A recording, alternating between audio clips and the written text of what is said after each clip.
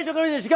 川普曾经是美国总统，他曾经是白宫的主人，他曾经统领过华盛顿特区。可是你知道，这一次他再度回来以后，华盛顿特区他只得多少票吗？6.5，你没有听错，只有6.5%，连10%都没有。好，那我们看到，在整个军事重镇里面的马里兰州，也就是五角大厦，你说他得票多少？他竟然也只有30%，也就是说，现在在美国的权力核心里面，川普竟然是局外人。你要知道，在华盛顿特区里面，不是只有民主党，它更多的有共和党的智库，有共和党的人员。可是没有想到，这些共和党的建制派，这些民主党的建制派，根本就把川普当成外人。所以你很难想象，一个曾经当过美国总统，而且他是共和党老大的人，竟然在华盛顿特区整个得票数6.5%。所以你就看到现在。川普回来了，川普回来了以后非常清楚，是他不是把这个选战当成只是一个权力游戏，他根本就把它当成一个胜战。现在他的敌人不是只有中国，国内的敌人更是他触之而后快的关键人物。而你看到他现在用的人都是非建制派，过去的这些人都跟过去的传统权力核心有所距离，但是他对付的对象。他对付的对象是政府、是军队、是媒体。我们看到了这些，还有学校，这些认为他都是他的敌人。那现在他真的能够做得到吗？难道他真的要打一场十字军东征的基督教圣战吗？而这个圣战有可能把美国搞得翻天覆地，甚至冲击到全世界吗？好，我们今天请到来宾，采访首位的财经专家黄寿松，你好，大家好。好，这是美丽岛电子报董事长吴子嘉，大家好。好，第三位是资深媒体姚维珍，大家好。好，第四位是资深媒体赵宇轩，大家好。好，第五位是资深媒体吕一峰，大家好。好，第六位是东海大学政治系教授邱世仪，大家好。好，第七位是气象专家郑德胜。大家晚安。我们看到美国总统大选当然非常激烈，可是激烈它总是一场竞争嘛，那是一场竞赛嘛，那是一个游戏嘛，权力游戏。照理讲，你整个选举完了以后，大家都没有要抚平伤痛，抚平伤痛了以后，开始什么要这个所谓的兼容并蓄，要广纳各家的英豪。可以看到，川普没有搞这回事，他就搞只有对我自己效忠的，他不再搞一个等于说听各方意见的政府，他搞一个只听命于他的军队。为什么要只听命他的军队？因为他现在有个敌人，他打一场圣战。那为什么要打圣战？你说根本就是针对美国的权力。我想说，干嘛这样做？就你今天帮我们找出3张图，是3张图，原来在美国的权力核心面，我听你讲我才知道吓到，原来在华盛顿 DC， 川普只得到了6.5%，在曼哈顿，这个算是整个美国最重要的金融中心里面，他只得到17%。宝姐，接下来呢，川普要发动一场所谓圣战。这个圣战宣战的人，那中国固然是敌人，但是他真正的敌人是在美国的内部。美国内部谁呢？美国现在的这个媒体，美国现在的这个经济，美国现在的军队，美国现在的政府，里面有非常多的敌人，我绝对要颠覆他们。这是川普要打的一场圣战。所以你看，没有所谓团结这件事。照理说，没有团结这回事，你要广纳人才嘛，对不对？没有，他用的都是最极端、最右派、最听命于我，能够忠于我的命令的，而且跟我想法一致的。因为我们现在要颠覆相当的这些人，那你想说有那么夸张吗？宝球跟他讲，事实上在这一次他在美国全美国囊括了过半的选票，他赢了贺锦丽600万票左右，但是问题是他在很多地方输得一塌糊涂。你不讲我都不知道为什么他要用敌人来形容民主党，甚至用敌人来形容整个共和党的建制派，甚至他会去形容整个华盛顿特区就像一个华盛顿沼泽，那是一个吃人不吐骨头的地方。我想有这么严重吗？如果今天跟他讲，你视我为这个草芥，我视你为仇寇，你根本把我当草芥。我在这个地方，我当过白宫的主人，我是共和党的老大，结果我在华盛顿特区，我只得到6.5%，得到6.5%就代表什么？美国民主、共和两党建制派，他们真正权力核心的人。根本就没有认同川普。简单说，在美国政治核心，你看这个华盛顿特区里面来说，宝姐他只有拿6.5%，其他这个贺锦丽拿了90%，也就是说我在华盛顿特区里面工作，有9个人是反对我，只有1个人对我忠诚。我在这里工作，以后我是你的白宫的主人，可是我走出去，都是反对我的人。所以就知道他为什么要打破华盛顿特区这个沼泽。好，那除了这个之外，我们再讲另外第二个，美国的金融中心纽约市，他还是纽约人呢，他纽约出生的，对就这样，他在纽约是曼哈顿这个地方，宝姐。曼哈顿是他老家他拿呀。了17.3%，贺锦丽拿了80%，搞什么？这个金融中心呢，大家其实这么反对我。好，另外第二个，美国的军队中心在马里兰州嘛，在这个华盛顿 DC 外面的马里兰州，马里兰州它也只有拿了35.3%。所以简单来说，我们如果用选举的结果来讲，美国的政治中心、美国的军事中心，还有美国的这个经济中心，对，你都是少数，而且是绝对少数，你是比少数还要少了很多。你就知道市场，所以你根本就是美国权力核心的外人。对，好，难怪他讲说这些权力核心根本有一个深层政府对在那边把持着。好，可是问题是，他虽然在这几个领域里面输得很惨，可是他在美国全国赢了，表示什么？美国人现在要颠覆这些人嘛。虽然取得正当性之后，他当然毫不客气。像我们这个川普上台之后，他可能第一个 fire 的人，宝姐，你没有想到会是谁？居然是现在的参谋联席会主席布朗4星上将会被他 fire 掉。这是他完全颠覆。你看，我们台湾新任总统第一个都要说啊，这个参谋总长，对呀，好，稳住你，军权稳住你，没有，他第一个可能会 fire 他，而且呢，这个为什么要 fire 他？因为第一个，他现在准备这个目前为止他们的交接团在弄一个叫战士评审团，也就是说用战士或者用退休的这个军官来评论现在的3、4星的上将，然后如果他们甚至还可以免除认定，那就如果不合格就把它免除掉。现在宝姐，根据美国媒体出来，有2个人可能会首当其冲，一个是布朗之外，对，另外就是过去前任的参谋联席会主席米利，他所任命的所有军官。搞不好都会全部被他 fire 掉，而且我们无法想象，我们都觉得美军是全世界最凶悍的部队，是美军是全世界最能打仗的部队。可是按照现在最新任的国防部长赫格塞斯里面讲，现在的军队根本就是不务正业，这个军队根本软弱不堪。你们搞了一堆政治运动，你搞了一堆什么多元化啦，我尊重跨性别，他说以后没有这回事了。以后没有跟我跨性别了，以后没有跟我多元化的，唯一的标准就是你们在战场上的表现。对，没错。为什么要把这些人换掉呢？宝姐，我们讲啊，是让米利的跟川普本来就处了，他甚至还泄密，对不对？还跟这个中国解放军通电话，这个川普当然没办法接受。再来就是说，你这个布朗为什么？事实上，现在美国的这个新任的国防部长曾经点名批判他，他说什么？如果他不是非裔的话，那他会获得这个职位吗？他是因为他的肤色吗？或是因为他的能力吗？我们不知道，但会一直怀疑。所以讲这么白，所以他说的是什么？因为过去可能有一些所谓的这个所谓，包括说种族的问题啦，包括说有一些什么多性别倾向问题，他会让这些少数裔的族群呢可能可以上来。这是拜登可能在考虑参谋联席会主席他的想法说，但是。现在对川普来讲，没有这件事，没有什么你在军队里面没有，不要跟我讲什么人道主义，讲什么公平，讲什么性向。我现在军队的要求就是能不能打仗，够不够强，这是他最重要的目标而已。所以够不够强悍是川普去看待整个军队唯一的标准。所以在选举过程里面，他们曾经弄了一支影片，就是整个川普，如果我是川普，我的五角大嫂，我的美军，我是勇猛顽强。可是如果是贺锦丽的部队，他不能打仗的。你看到没有？这个就是川普的部队。对，在接下来是你看到的是贺锦丽的部队。没有错，实际上在川普的这个竞选的过程里面，他一直主打这一点。你看，他说这是贺锦丽的部队，我们的部队是这样，贺锦丽的部队是这样。他当然批评跨性别，当然这个问题来说，他认为说军队不应该是如此。好，所以你看，事实上这个川普曾经在个人的账号宣布什么，要禁止跨性别的这个军人来服役的这个状况。他说什么？因为跨性别的军人会替美军带来不必要的医疗成本，还有负担。你知道市场为什么？军队每一年呢为跨性别的，如果假设有跨性别进来之后，要花大概1.35亿左右的这个医疗费用，然后还要再增加预算来说，还要这个光是这个所谓的这个跨性别者来说，还要增加他们的预算，还要增加约莫是800多万美金。也就是在拜登政府的时候，如果你是跨性别，你今天到了军队里面，到了军队里面的时候说，对不起，我现在突然发现我是个女生，我要跨性别 ，OK， 那军方就要给你一笔钱让你跨性别，是军方免费提供你免费的这个医疗，跨性别完以后。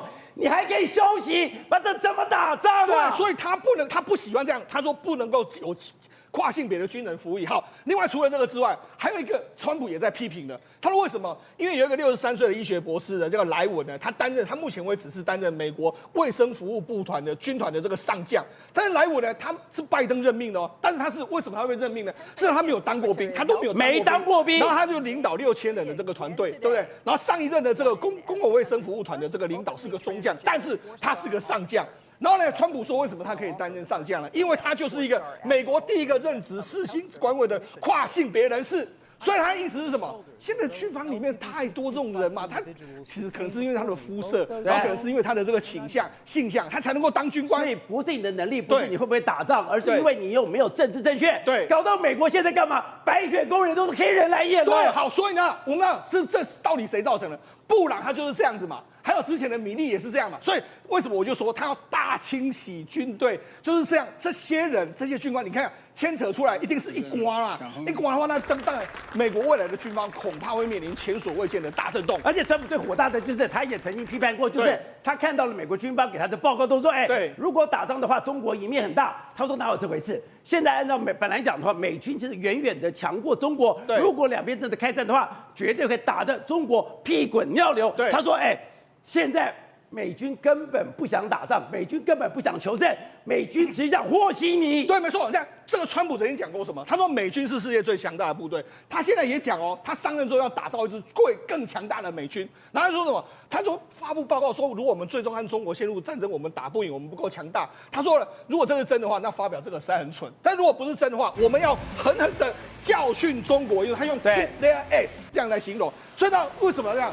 事实上，他还有另外一件事，他没办法接受了，就是当初拜登在2021年决定撤离阿富汗的时候，他对这件事情他没办法接受。对，为什么？因为那一次让全世界看到了美军在阿富汗到底是多么荒腔走板，他就不能够接受。而且，等会我们看，等一下，他离开阿富汗只是不是在对军人不仓皇离开吗？现在他们也做了决定，当时跟阿富汗撤军有关的任何军官。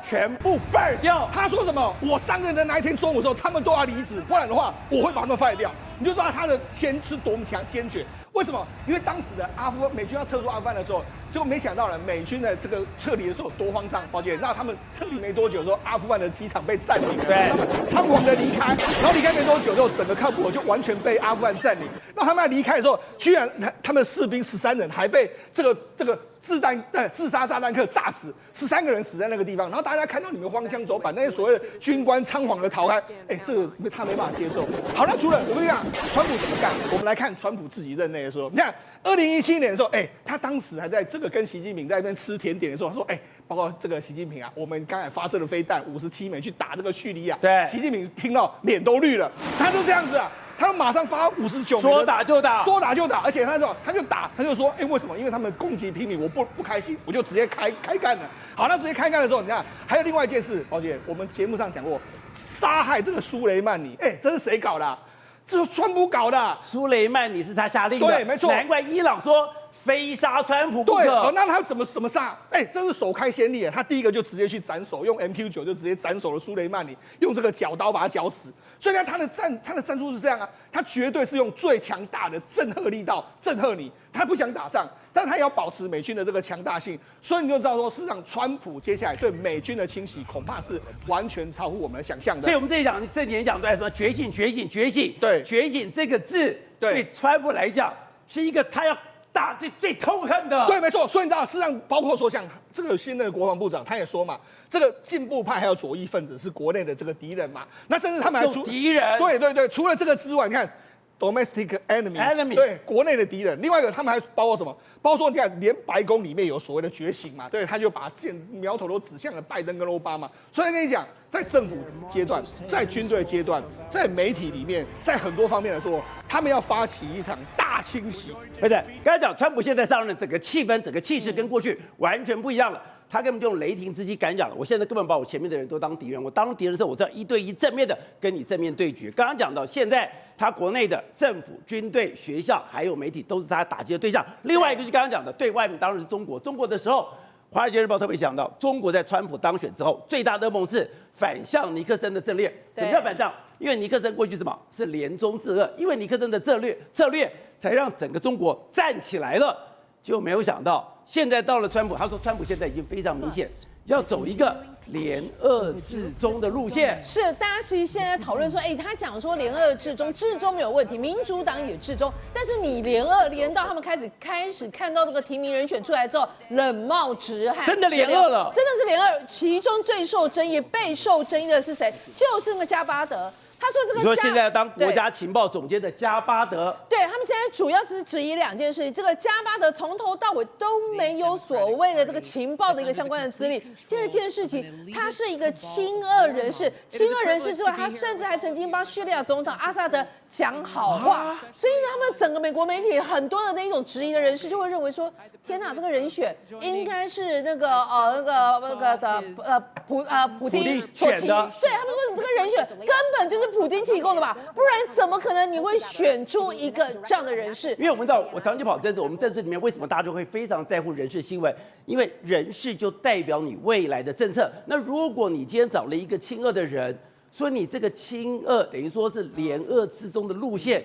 就很明显了，就非常明显。那当然应该是说，川普在2016年的时候，他其实有跟那个普丁也见过几次面。他跟普丁有没有私交，有没有通俄门的事情，事实上在美国之前的一个选举里面也备受大家讨论。但关键是，为什么川普像现在这一次的话，《华尔街日报》特别写到他会反向尼克森战略？最主要原因还是在那一个川普自己的眼中，认为中国是未来美国最大的敌人，所以他要无所不用其极的去打击中国。而其中一个最重要一点，就是把现在看起来是跟中国维持友好关系的这个普丁俄罗斯给挖过来，所以这就是他现在所要采取的一些方向。然后他们其中提到一件事情，他就说，这个其实过往这一段时间里面其实民主党犯的最重要一个错误就是什么？就是无形之中竟然让普丁跟那个习近平越走越近。他认为就说是什么样的笨蛋才会做出这样的事情，所以他们就讲说，有没有？习近平这边要说一派胡言，其实过去就有人讲说，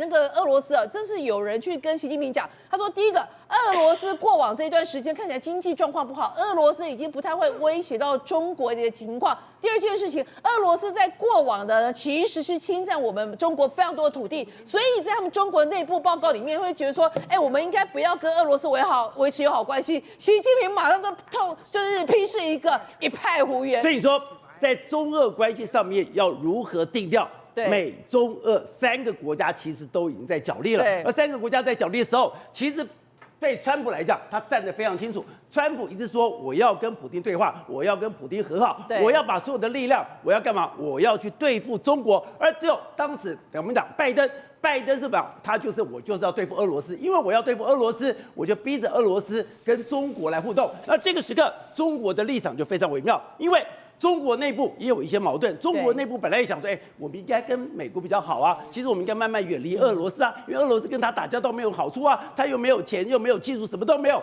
结果呢，把这个报告刚刚讲到，他就是习近平的母校清华大学提了一个报告，他说俄罗斯没有前途，跟俄罗斯有这个紧密关系，根本没有好处。习近平在这个报告说一派胡言，也就在这个大国战争里面，这个领袖看得非常清楚。如果你现在看的话，拜登没有看清楚，是川普、跟习近平、跟普丁3个人看得很清楚。是，所以站在那个川普的角色里面，他反而认为说，其实我跟你讲，我们现在有一面反对美国的第一大敌人就是中国，反对美国第2大敌人可能是俄罗斯，可能是其他国家。但不管怎么样，你不可以把这个第一大、第2大变成好朋友啊！所以你要想方设法把其中一个人挖过来。那当然就是他们所想到的目标，当然就是普丁。所以现在呢，很多人就在揣测，为什么今天那个川普所有的任命人选，刚刚提到，他认为敌人就在本能寺。什么叫本能寺呢？就是在我自己的美国本土境内，包括连共和党建制派都是我川普的敌人。所以我川普第一个要打的敌人是谁？就是我自己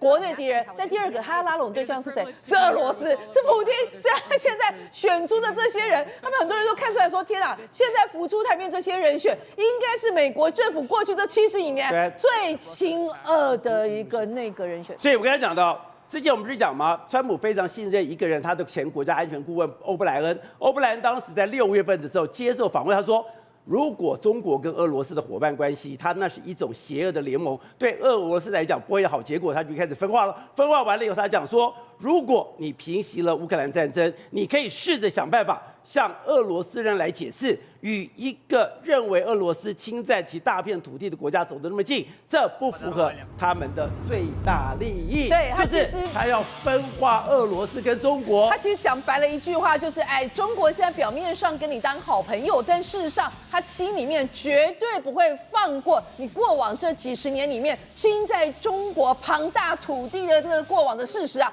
所以呢，其实这个你说见缝插针，这针插的还真是扎实。邱老师，刚刚施政报我们提出这些数字，把我真的吓一跳。哎，川普曾经当过白宫的主人，他是共和党的一个老大，结果在华盛顿特区只得了6.5%的选票，在曼哈顿，哎，他是纽约出生，他的这个川普大陆就在那个附近，曼哈顿17%，甚至在军方的马里兰只有30几%。哎，难道美国的权力核心真的都视他为外人甚至敌人吗？对，就是川普。川普虽然出生在纽约的皇后区，一个有钱人家的孩子，但其实基本上来讲，他一直觉得他在上流社会，在华府，在纽约是格格不入的。所以你刚刚看到那个地方投票非常低，所以这个基本上讲就激起他的一个复仇之心哦。复仇。那这个复仇之心，你可以看到他这一次所任命的这一些啊，不管是参议院还没有同意的这些人选，其实都是往右翼去。那对至于他们的资格，或者说他们是不是这个位置，倒是他其次的考量哈。这是我要讲。那其实美国过去来讲，也不是没有过这样的川普这样的政治人物，其实也很多，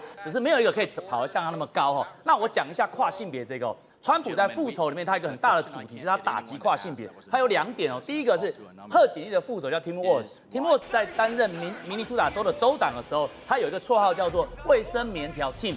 为什么叫卫生棉条 Tim 呢？因为呢，他当时候主张在南侧4到12年级南侧放卫生棉条。那为什么？就是有一些女转男的这种所谓的变性人，他们需要这样的一个东西。然后各位还记得，川普在选举的时候也酸过我们的拳击金牌女将，对不对？林玉婷。跟还有这个阿尔及利亚的选手叫做克里夫，好，那基本上川普对他来讲，他认为说男性不应该去参加这种女性的拳击赛，对，所以你可以看到，其实他这个地方仇恨值是很高。那其实川普这个东西也不是他开始，主要是从这个小布希、老布希时候有推出一个叫 DOMA， 也就是说捍卫传统的婚姻法。他认为说婚姻的定义就应该是一男一女，而不应该跨性别。所以看起来的话，川普所打的一场战争，不管刚刚慧珍讲的这个对外的联俄制中也好，或者是对于在中东这一块也好，其实都是从内政去做延伸。所以这样的话，我们来看，其实川普的很多的人选都是非常非常的极端的。比如说我举个例子，叫 Kristi Noem， 这个南科达州的州长。一个很漂亮的女孩子，她基本上她是执掌这个国土家园保卫部。那 Kristi Noem 有什么样的事迹呢？第一个，她让她2岁的孙女就已经用猎枪跟步枪，2岁哦，可能走路都还是有点摇摇晃晃，就开始用猎枪跟步枪。更令人惊悚的是，他自己也说过，他曾经亲手杀害他的宠物犬，叫做蟋蟀。原因是什么？谁会杀自己的狗？养了几年，只因为他难以教化，所以他甚至呛，对他甚至呛拜登的爱犬叫斯利，应该被刺死。所以你看，这仇恨值、极端值是很强的。另外呢，刚刚有提到所谓的 Tom Homan 边境撒谎，霍曼呢是提出所谓的母婴分离。我们知道很多人到美国呢偷渡进去之后，妈妈生了小孩之后，妈妈被遣返。那另外呢，像我们讲 Matt Gaetz 这个盖兹呢这一次被任命当司法部的部长。那其实他因为一些丑闻，包括未成年的性交易，包括吸毒，他才刚下台，辞掉众议院的位置。事实上，谁是盖兹？他是所谓众议院的这个 Freedom Caucus， 就是所谓的自由党团的那个老大。他搞过谁？搞过麦卡锡。所以麦卡锡上去选了10几轮没选上，也是他。那个下台也是他。所以你可以看到这些人都是非常这些人都是非常强硬，而且这些人根本不在乎外界批评的。他就像之前刚刚讲的那个撒谎曾经讲过。我根本不在乎别人怎么看我，我也不在乎别人说我的坏话。如果今天民主党讲我什么，我根本不在乎。对，我要讲一句说，其实川普他的策略很简单。刚刚宝洁一开始也有提到，就他其实我们用台语讲那个吞，就是要把这样的一个华府的建制派的精英全部把它搞乱之后，把它打到用羞辱、用整个破坏性的方式，把它完全的夷为平地之后，重建他的所谓的川普帝国。对，我觉得他这个是。完全是他第一任，他没有完全做到，因为第一任他做2年就疫情了嘛，然后后来就搞疫情，搞到他后来就落选。其实这一次他一定会大干特干。那当然，我们过去在节目上我也讲，我说不是说他要这样做就这样做，但是问题是，他现在参院是他的，众院是他的，大法官也是他的，挡不住他了吧？对，挡不住，所以他要做的话，基本上成功的几率是很高的。好，所以吴总刚才讲的，现在这么要大开杀戒了，他这样大开杀戒里面，他真的办得到吗？而且最让人家惊讶的是，他现在跟伊隆马斯克2个人走得那么近。对，因为川普是他的逻辑很简单，就 follow the money 嘛。那这个最有钱人是谁嘛？就是伊隆马斯克最有钱，所以他就跟着这个有钱的方向走了。我认为这个概念是这个概念，但是他现在面临的还是所有美国总统不可免俗的一个考验啊，就是他的这个总统就任100天的问题了。所以目前来讲的话，美国之音最近有一篇文章在谈一件事情啊，所以川普的初期的目标是什么？什么目标呢？他因为最近你看很多的国际的领导人都跟他不断的有打招呼有往来嘛，对，所以我们就可以判断，川普把他的早期外交成就当作最优先的目标。那什么叫外交成就？2个东西嘛，一个中东，一个俄乌嘛。他一定要在上任100天短时间之内建立一个取得川普的有意义的胜利嘛。他取得这个胜利之后，才有能力往他各种的各方面展开杀手嘛。对，如果他没有第一阶段100天胜利的话，这个那都是空谈啊。在美国很现实嘛，你有总统的位置，可是你没有威望啊。没错，他需要威望，所以这个威望的时候在哪里？一个是我刚刚讲的，不，我就讲。曾经当过5任总统文胆的大卫·葛根，大卫·葛根写了一个美国总统7门课，7门课里面他讲说，对美国总统来讲有2个东西非常重要，一个是上台的身影跟下台的背影，而上台的身影就关键在那个100天，如果100天做好，这4年很稳；100天没做好，4年就非常崎岖了。对，所以说他这100天里面的目标，我认为其实刚刚讲2个嘛，一个就是中东嘛，一个是俄乌。其实中东可以不要去谈，因为纳坦雅胡本身就认为说，现在川普的当选就是他的机会。因为他公开跟媒体讲啊，他说现在在中东地区饱受伊朗的威胁，但是以色列来看的话，这是一个难得的扩张的机会，所以他就不会放过伊朗，会继续搞嘛。那川普也会放任一定程度的让以色列去扩张嘛。那他的中东问题不大，问题在哪里？问题难在他的乌克兰跟俄罗斯的问题啊。对，那你知道全世界最狠的人，第一狠人是谁？川普嘛。第二狠是谁？普丁。普丁第二狠啊！普丁会让步吗？普丁不可能让步嘛。那怎么办？所以怎么办？所以这就是我们大家全世界睁着大眼睛看的嘛。他只有一招来解决问题，所以他所有的对象，他冲着谁来？他不是冲着普丁来的，他冲着习近平来的嘛。他解决他对象是中国嘛。他对中国施压力，才能够彻底的逼迫普丁在谈判桌上让步啊！因为我对习近平施压，习近平却不能断绝他对普丁的支持。对，把后援把你切断掉的时候，他才有机会。好，那再来谈了。那习近平，你认为说你能用60%的关税的这个惩罚，习近平会投降吗？不会吗？不可能的事情嘛。习近平一定跟你干到底了嘛？这个大国你威胁我就让步，那我这个领袖不要干了嘛。所以他才跟你讲，我们是合则两利，但斗则俱伤。俱伤他怕吗？不怕吗？他不怕，他没有选票压力，他根本不怕你。川普知不知道？川普当然知道。所以你看整个的等于说反中派的一个内阁出现了嘛，包括，但是川普有一个逻辑。他要短时间的成功，对不对？那不可能这个尸老兵皮跟你去拖啊，对，怎么办呢？我告诉你，就一招，台湾牌，台湾牌最省钱，成本最低，不要花钱。然后呢，这个习近平一定跳起来。所以说我在算他那个账，我怎么算，川普一定打台湾牌。没有办法，他没有牌可以打。台湾牌怎么打？台湾牌怎么打？跟赖桑打电话可不可以啊？赖桑都到美国溜一溜可不可以啊？这些要不要花钱？都不要花钱啊！要等到什么军售卖给台湾5000亿，太慢了啦！这100天过去了啦，他要5天10天就解决问题的方法，他说24小时就解决俄乌问题。所以我看了半天，我算了半天，那持有台湾牌会有效。台湾牌一搞的话，会搞什么事情出来？可是非常危险。因为台湾牌打下去的情况之下，两边的我之前讲过，从原来的拜登的竞争关系，就变成了冲突跟敌我关系了。那这时候来讲的话，很容易擦枪走火。所以我现在大家都还没有谈到这个上面来。他2个最重要的部长，一个就是 Rubio， 一个是 Watts， 这2个都是什么？100%的反中领导人物嘛，而他们的下手一定非常重嘛。所以我讲的是，而且都在他不要做别的事，只要把 Rubio 在参议院在国家通过的援台跟友台法案拿来落实执行，做这件事情，我告诉你，北京就开始了踩红线，马上就天下大乱，一定要逼到说已经到兵戎相见的程度。我再讲一遍，只要把美国已经具体通过的立法的法案，对，去确实执行，包括旅行法，对包括加强保护台湾法，台湾国防安全法，我看10几项，一搞下来的话，他都没有干别的事情，什么都不要干，我的依法执行就够。所以这个才是真正的川普会逼到最后，或是他的测试在开始盘算的时候，普丁、习近平会有可能妥协的，就是台湾牌。